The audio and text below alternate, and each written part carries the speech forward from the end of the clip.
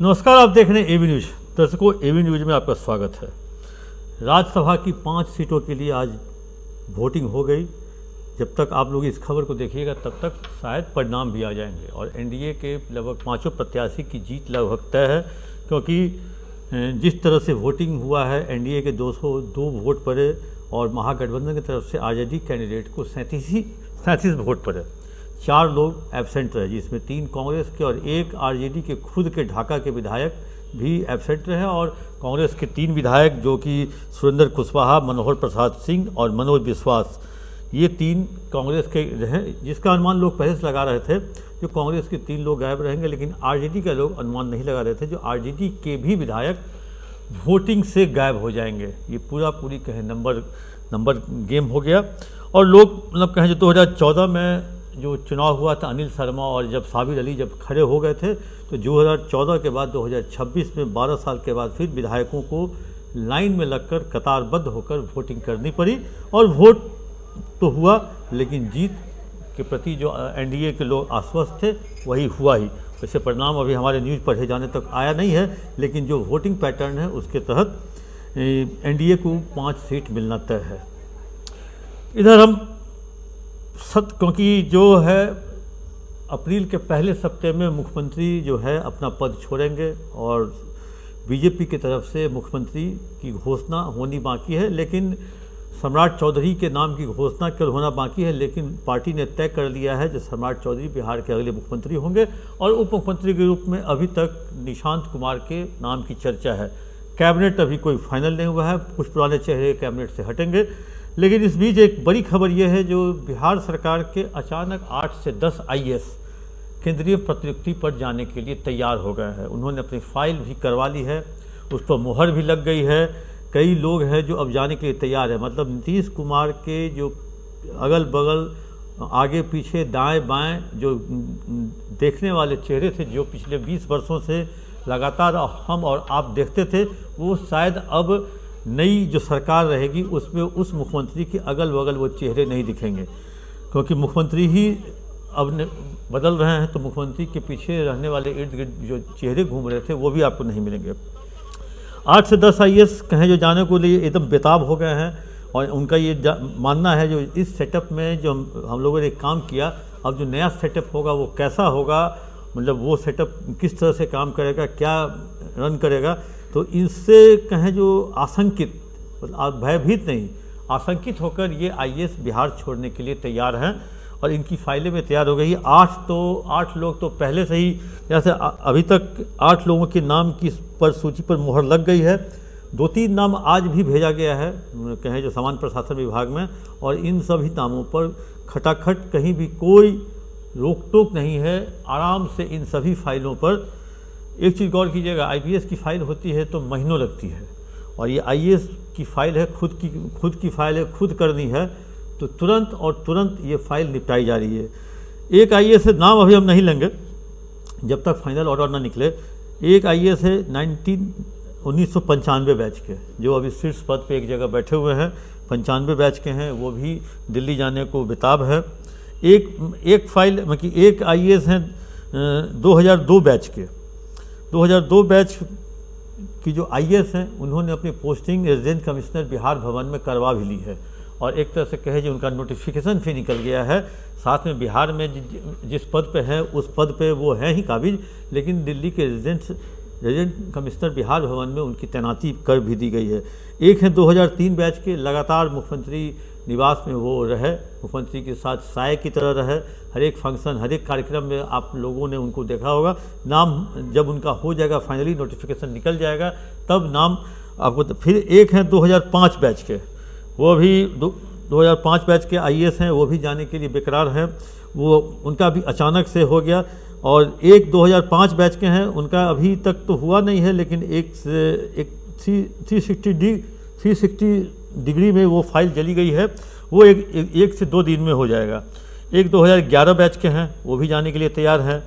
एक forest service के हैं, जो मुख्यमंत्री जब से सीएम बने नीतीश कुमार, तब से उनके साथ साय की तरह आपने उनको देखा होगा, और चाहे वो बिहार के किसी कोने में मुख्यमंत्री गए हो, वो फॉरेस्ट सर्विस वाले जो है अधिकारी, वो पिछले 20 वर्षों से उनके साथ लगातार साए की तरह घूमते हैं और आगे उनको अब जाना ही होगा, क्योंकि जब पूरा सिस्टम चेंज हो जाएगा तो सिस्टम में जो पुराने सिस्टम के लोग हैं वो सेट नहीं कर पाएंगे, या कहें एक तरह से वो मतलब फिट नहीं बैठेंगे। तो फॉरेस्ट ऑफिसर जो है वो भी उन जाने की तैयारी में है। मतलब मोटा मोटी अगर जान लीजिए तो अप्रैल खरमास के बाद जो 14 अप्रैल है, 14 अप्रैल को खरमास खत्म हो रहा है, 14 या 15 अप्रैल को नए सरकार का शपथ ग्रहण हो सकता है जैसे कि संभावना है। 2 से 4 अप्रैल के बीच में जो मेरी जानकारी है उसमें मुख्यमंत्री नीतीश कुमार इस्तीफ़ा दे सकते हैं, और इनको इस्तीफ़ा स्वीकार करने के बाद राजभवन इन्हें अगले 10 दिनों तक केयरटेकर चीफ मिनिस्टर के रूप में कामकाज संभालने को कहेंगे। जब वो 3 से 4 तारीख के बाद जब इस्तीफ़ा देने के बाद ये केयरटेकर सीएम बनेंगे तो 14 तारीख को शपथ ग्रहण होगा। उस दिन केवल डिप्टी सीएम और सीएम के शपथ लेने की संभावना है। कैबिनेट की अभी जो है कुछ मतलब कहें जो पूरी तरह से तैयार नहीं हुई है, क्योंकि कुछ लोग जो हैं कैबिनेट से ड्रॉप होंगे, कुछ लोगों को ड्रॉप किया जाएगा और कुछ लोग खुद ब खुद ड्रॉप होंगे। जिसमें खुद ब खुद ड्रॉप होने वाले में ऊर्जा मंत्री विजेंद्र यादव का नाम आ रहा है, क्योंकि उन्होंने साफ तौर पे कई फंक्शन में 2 साल पहले ही कह दिया था।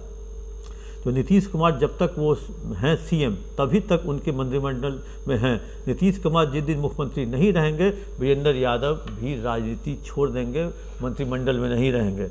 तो इस तरह की बातें। और आज आपने देखा जो अनंत सिंह का भी एक बयान आया, जो अनंत सिंह ने कहा जो उनका ये आखिरी बार ये वो विधायक हैं, जब मेरे मुख्यमंत्री ही नहीं रहेंगे मुख्यमंत्री तो फिर मुख्यमंत्री तो विधायक बनने का क्या औचित्य। इतना ही नहीं, जो मेरी जानकारी है जो एनडीए की सरकार जो है वो बहुत कहें जो एक तरह से भ्रष्टाचार के खिलाफ चरम पर जाके कार्रवाई करेगी। एक अधिकारी जॉइंट डायरेक्टर हैं ईडी में, जो जहाँ पे एमएचए या एनडीए की सरकार को लगता है जो वहाँ पे उस अधिकारी को भेजने के बाद सफाई शुरू हो सकती है, तो उस अधिकारी की वहाँ तैनाती होती है। 2022 में उस अधिकारी की तैनाती झारखंड में हुई थी। 2022 में झारखंड में उन्होंने अपना काम किया, पूजा सिंघल आईएएस को करा, छवि रंजन को पकड़ा, और कहें जो शराब, मनरेगा, साहिबगंज अवैध खनन, मनी लॉन्ड्रिंग, जमीन कारोबारी माफियाओं को जेल भेजा। साथ में मुख्यमंत्री हेमंत सोरेन भी जेल गए। उसी अधिकारी की तैनाती वहाँ स्पेशल की गई थी। फिर 25 में उस अधिकारी की तैनाती कलकत्ता की जाती है, वेस्ट बंगाल। नाम अभी नहीं लेंगे, नाम बाद में आपको पता चल जाएगा। और उस अधिकारी की तैनाती बंगाल में होती है। बंगाल में उस अधिकारी ने ईडी के माध्यम से लगातार रेड की। आपको याद होगा जो एक रेड की जगह पे खुद ममता बनर्जी सीएम के रूप में पहुंच गई थी फोर्स के साथ, और ईडी अधिकारियों के हाथ से वो फाइल छीनकर अपने साथ ले गई थी। तो उस अधिकारी को जिम्मा, जहाँ तक मेरी जानकारी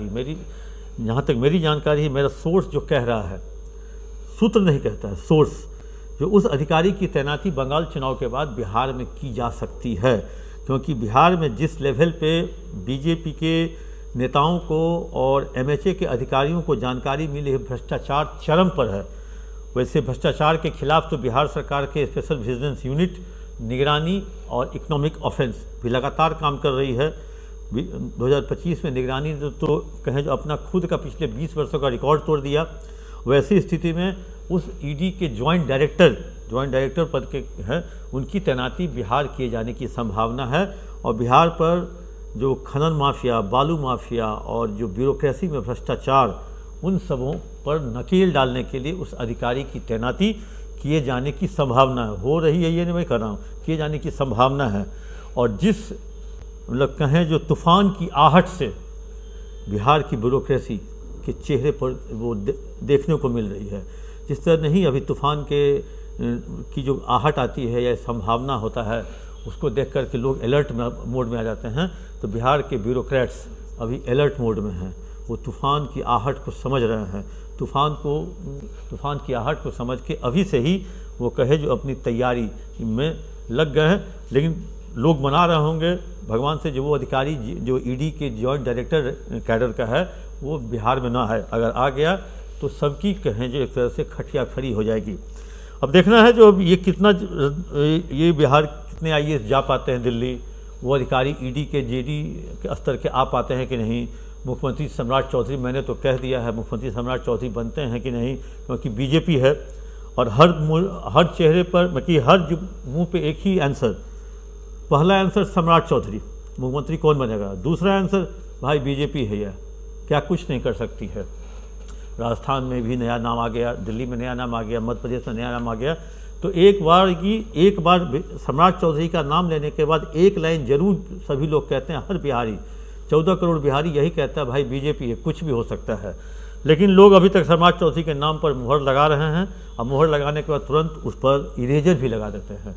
तो अब देखना है सम्राट चौधरी बनते हैं, कितने आईएएस जा रहे हैं, जेडी के ईडी में जेडी रैंक के पदाधिकारी की पोस्टिंग होती है कि नहीं, सब कुछ भविष्य में है। और जो जैसा होते रहेगा दर्शकों आप तक हम पहुंचाते रहेंगे। तब तक के लिए दीजिए इजाज़त। आप अपना कमेंट बॉक्स में देना न भूलें।